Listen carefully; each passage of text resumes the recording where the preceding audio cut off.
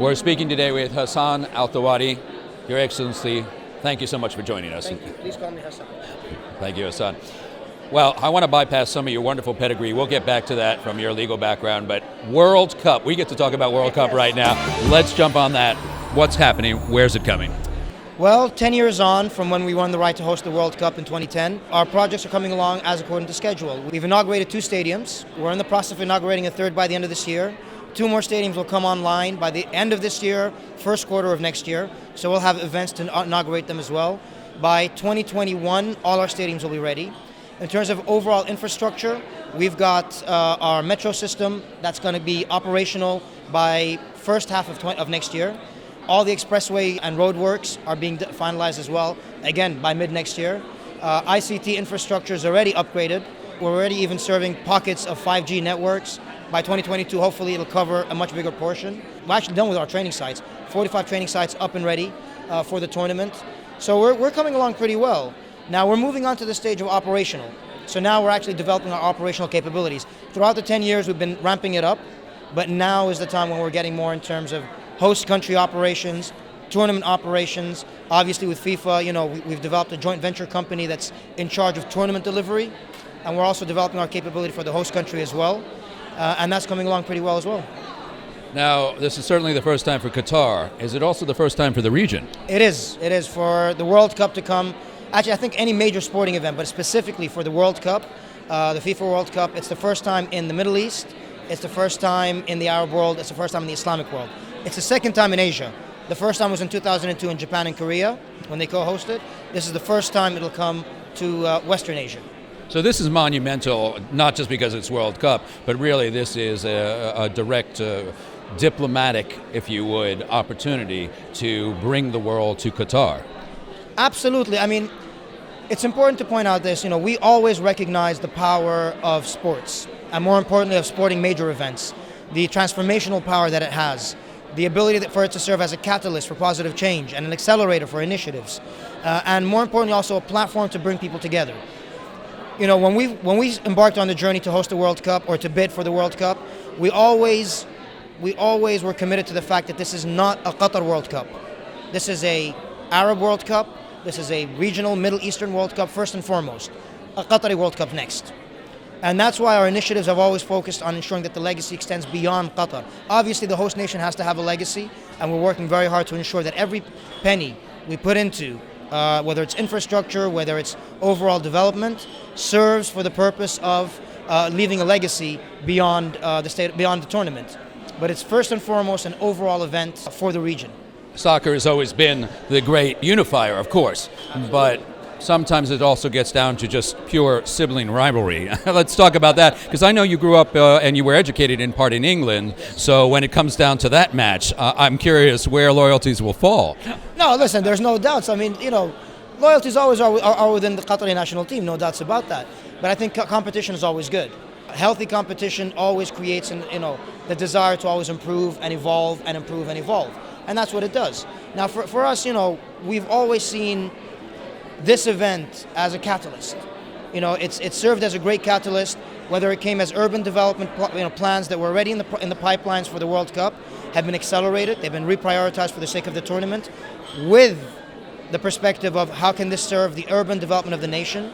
Initiatives, when it came on the humanitarian side, we've launched an initiative called Generation Amazing, for example, which uses football for development. It's in 7 countries right now within the region, in Pakistan, India, Lebanon, Jordan, Nepal, Qatar, Oman, and it utilizes football for development to ensure that the beneficiaries contribute to their communities and are, through the life skills that they learn from Generation Amazing. And we've got fantastic stories.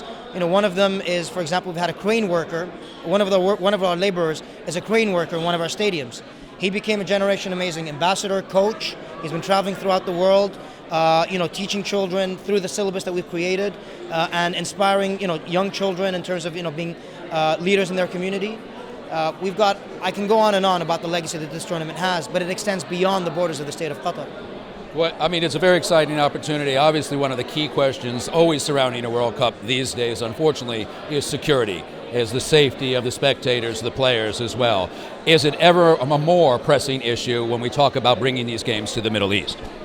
I think any major tournament will always serve as a pressing security need. There's no doubts about it. And there are people outside in the world that would definitely target these as opportunities to make a statement and so on. But I think actually I'd like to address this answer in 2 points. The first point is the specific security for the tournament. Qatar is one of the safest countries in the world. We have our security apparatus has great relationships with the leading security agencies throughout the world, whether it comes to the FBI, the CIA, the MI6, the Home Office, the Gendarmerie in France, all the different security forces. And we've established a security committee about 8 years ago that has all the different security organizations in Qatar and is developing the security plans for the tournament. So we're already right now in operation mode, developing the security plans, engaging with security experts. Interpol, we've had a 10-year relationship with them in developing the security requirements. We've engaged with, created the database to highlight the security risks that are out there and how do we address them. So that's already being addressed. But I'd like to also address the security issue from a more macro point of view.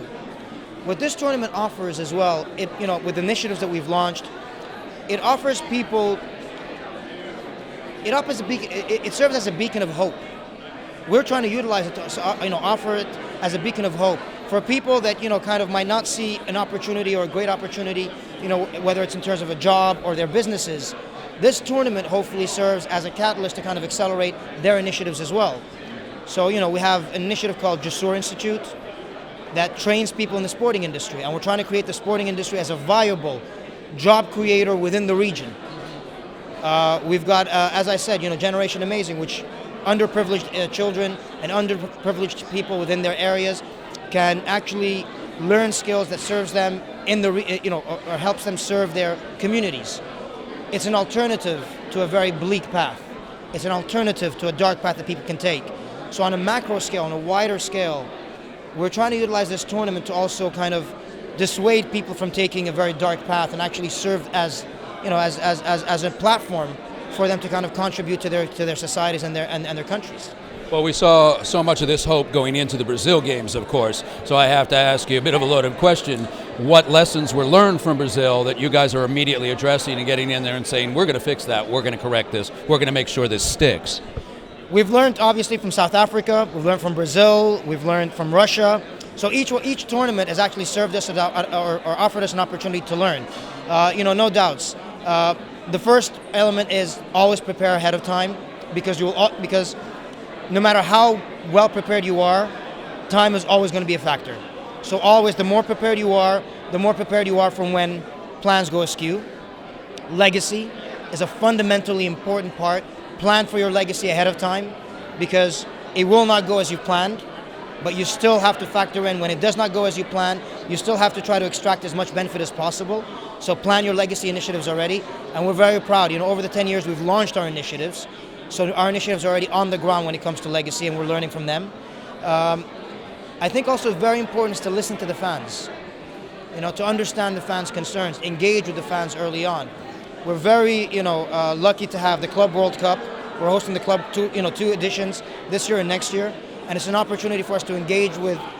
Granted, it's fans of certain clubs, but it's already a start to engaging with fans, listening to fans, what their concerns are, alleviating their concerns, trying to dispel some of the concerns that some people might have or misconceptions that people might have, so that when they come, they're prepared. I think one lesson we learned in the lead up to Russia 2018, a lot of people had a lot of misconceptions that were dispelled positively when they came to Russia.